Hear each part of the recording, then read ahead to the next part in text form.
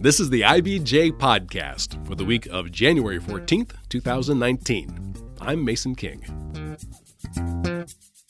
Before we get into our discussion today, here's a quick history lesson, and we'll call it Mind Trust 101. A not-for-profit education reform group, the Mind Trust was created in 2006 by the former director of charter schools for Indianapolis, Mayor Bart Peterson. Now, its mission, in the broadest sense, is to improve the quality of public education for K through 12 and make sure every kid in Indianapolis has access to a great school.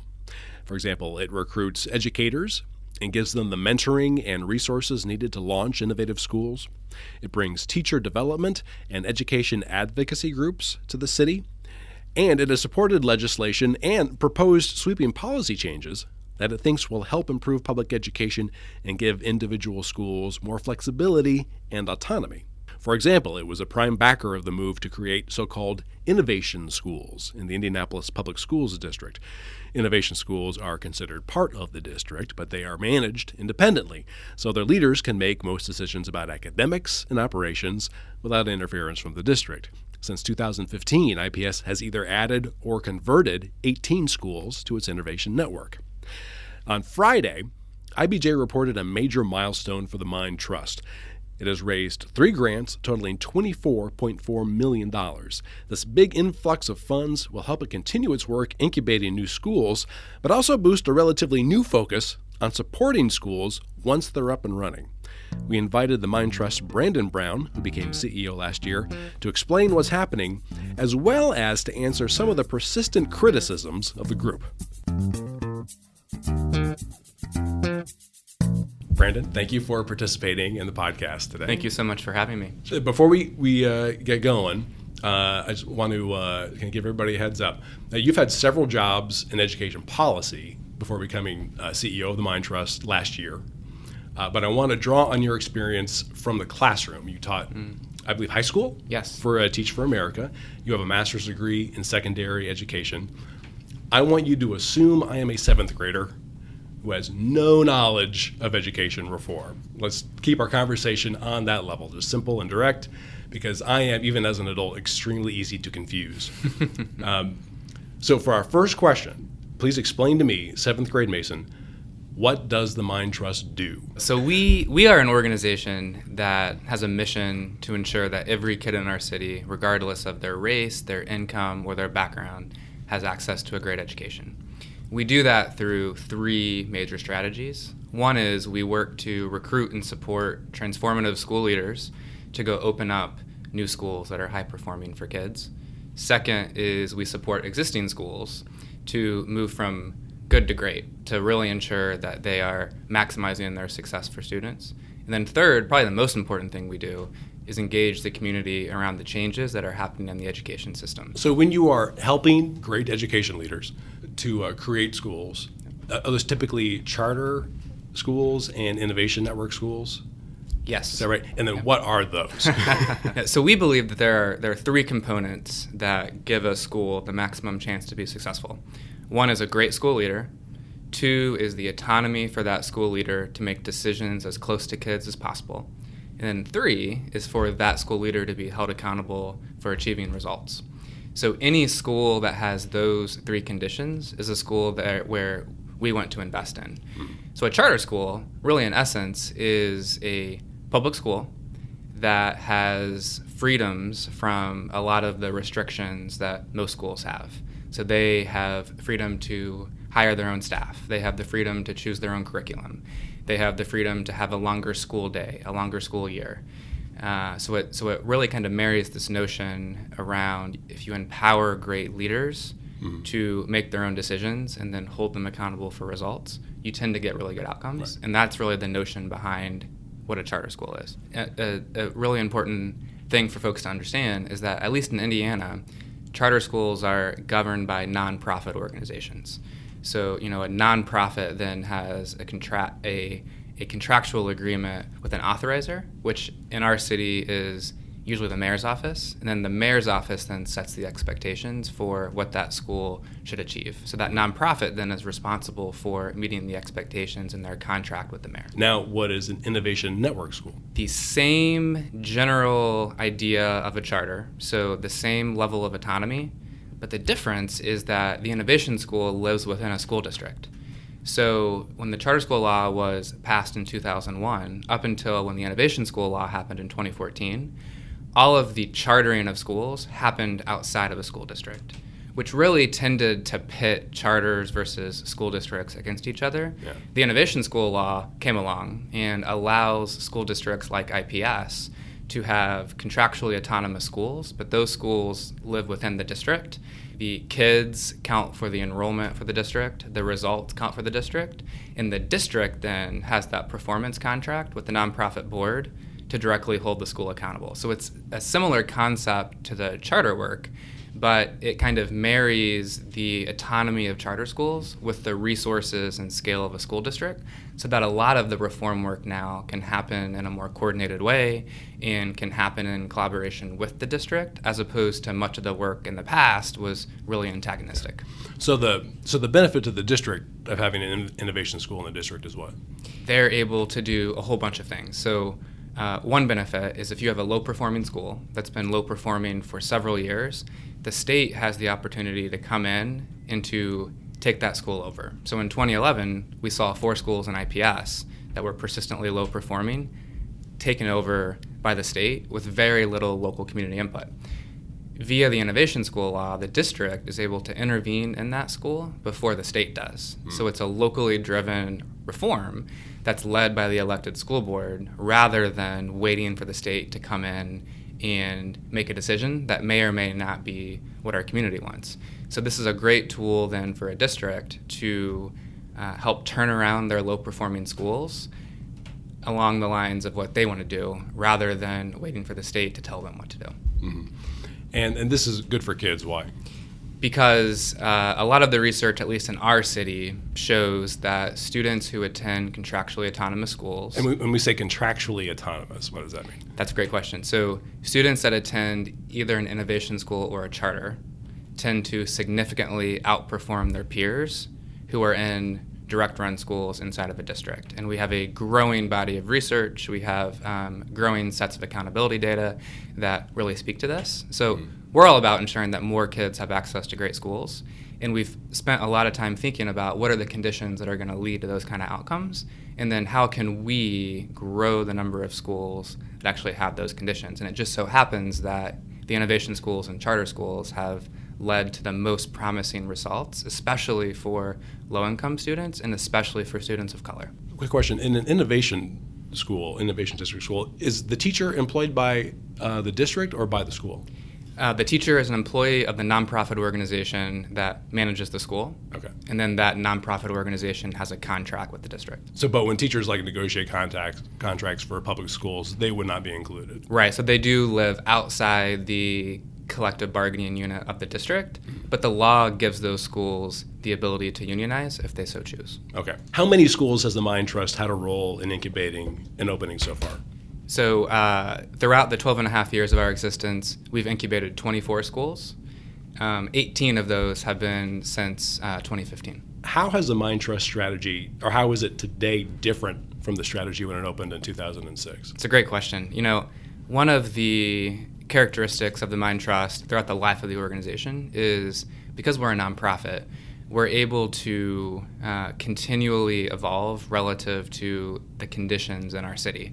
So when we were founded in 2006, we were really founded to be a hub to attract outstanding talent and then to support that outstanding talent to achieve their vision for kids in our city. So we really wanted to become almost the Silicon Valley for education. Attract the best talent, resource them, support them to go launch new organizations or new schools in our city. We're still about that, but now 12 and a half years later, we are working within an ecosystem that has a lot of opportunity to hone in on school creation and to make sure that the innovation school law in particular has a clear implementation plan. So it's not just enough to have a great law.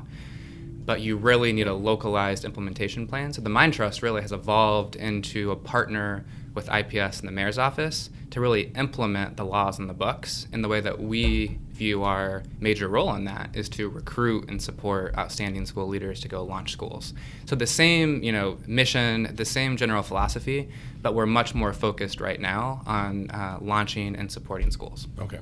The Mind Trust has been involved in supporting and I guess also promulgating legislation to change the way that we educate kids. So as a nonprofit organization, we don't directly do anything related to legislation. What we did do, though, is in 2011, we put out what we called the Opportunity Schools Report that called for two things. One was pretty controversial, and one really got traction. The controversial one is we called for the mayor to be in charge of the school system. Didn't go very well, and we kind of learned some lessons from that. The other piece, though, is that we called for high-performing school leaders to have more autonomy, to make their own decisions as close to kids as possible. That really caught on, and it kind of helped change the conversation in our city leading into the 2012 school board election. So when a candidate ran for school board in 2012, they were asked, what do you think about the Mind Trust plan? Well, it was easy for them to say the mayor shouldn't be in charge because they were running to be an elected official that was a school board member.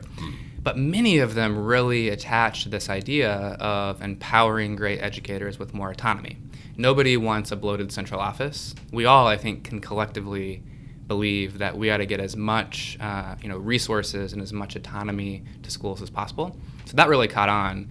And the conversation shifted in particular when the new superintendent came on and there was a mayor's office that was really excited to work with IPS. The Mind Trust had this report and the stars kind of aligned where in 2014 the mayor's office and the district were able to come together to advocate for the Innovation School Law, which is really the Opportunity Schools concept that was in the 2011 report with the Mind Trust. So while we didn't have anything directly to do with the legislation, I think we did have something to do with changing the narrative and changing the conversation publicly. So let's jump to these three grants and the reason why we're here today. Mind Trust recently received 3 grants worth a total of $24.4 million for its work. Let's just take these individually, starting with the biggest. Tell me how much it is and how much or what it will do. Yeah, so we are just incredibly humbled and blessed to receive the largest grant in the history of the organization. So that's an $18 million grant from a national nonprofit called the City Fund. And this is a group that was recently formed with education leaders across the country to invest in cities like Indianapolis, where the local community has a clear plan for change. So what does it do, though, the $18 million? Yeah, so it will fuel much of the work that we're currently doing. So it will help us award more school fellowships to great leaders to go launch new schools. It will help us to expand and accelerate our school supports work. It will help us to engage the community. So really, the resources from this grant will be used across the 3 major priorities that we have in our high quality schools plan to really enable us to do the work that we're doing right now and to really accelerate the change. Okay. The second, $3.42 million from the Lilly Endowment. What does that do? Yes. Well, the Lilly Endowment has been an extraordinary partner from day one. So they have invested over $20 million in the Mind Trust over the 12 and a half years of our organization's existence. This grant in particular funds Teach for America and TNTP to ensure that they're able to continue to attract new teachers into our system. Let me stop you. TNTP. Formerly called the New Teacher Project. Actually, now it's just called TNTP, which is a national nonprofit that does a couple of things. One is they place new teachers into schools, and then they also do a lot of work around education policy, working with school districts across the country to really transform what they do. So they run a program here that places new teachers into schools within IPS. $3 million from the Richard M. Fairbanks Foundation. So like the Lilly Endowment, we have been blessed to have support from the Fairbanks Foundation since day one. And this grant in particular is really important to us because it funds a really good chunk of our operations. So in the nonprofit world, it's much easier to raise funds for really exciting programs. It's really hard to raise money to keep the lights on. My impression is this is an extraordinary amount of money to come in basically all at once, right? Yeah, so we've raised about $108 million in the close to 13-year history of the Mind Trust. And if you think about this $24 million all coming in at once, it's probably safe to say this is the largest collective investment in the education transformation work that's happening in our city that we've ever seen. In addition to just simply having more money, does this herald a strategy shift in a way, or a change in the way that the Mind Trust is approaching its job? So we're about 3 years into a 7-year high quality schools plan.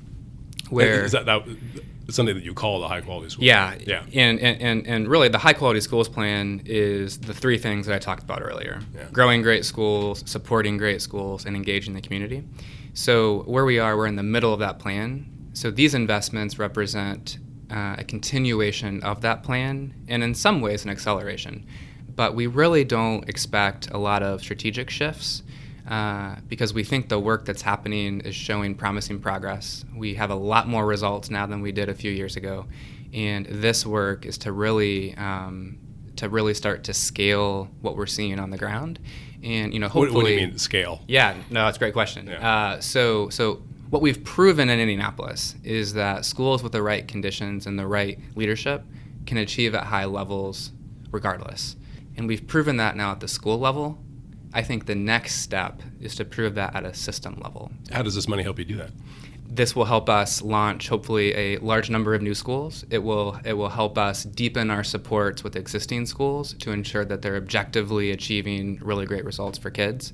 And I think what I'm most excited about is this will enable us to do even more engagement in the community. One thing that we feel really strongly about is our community needs a strategy to not just engage families, but to empower families that they're able to organize for change. I wanted to touch on the middle point that you made about supporting schools that have already been started. We've historically been really focused on the incubation of new ideas. We're still going to be doing that, but we've learned a lot, and we think that ongoing support after that organization is launched is critically important to ensure that it's maximizing its success, especially in the school setting. We have new state standards, we have a new assessment that are much more rigorous than what we're used to. And schools have struggled oftentimes at making the transition to a world where they're really held accountable at a much higher level. And we think it's our moral responsibility, really, to come in and provide schools with the supports to ensure they're able to meet those expectations. This is fascinating to me. In the past, a new school would be incubated and started, and then you would sort of launch it on its way, right. and then give it a call every 6 months and find out how it was going. Yeah. So this is like a new kind of idea, is to follow up and say, now that you're having growing pains, what do you need? That's exactly right. Mm-hmm. And to my point earlier, to scale the successes that we're seeing at the school level, it's going to mean that we need to replicate what's working. And we've learned the hard way that it's not just enough to have one great school and then assume that school 2 is going to be great.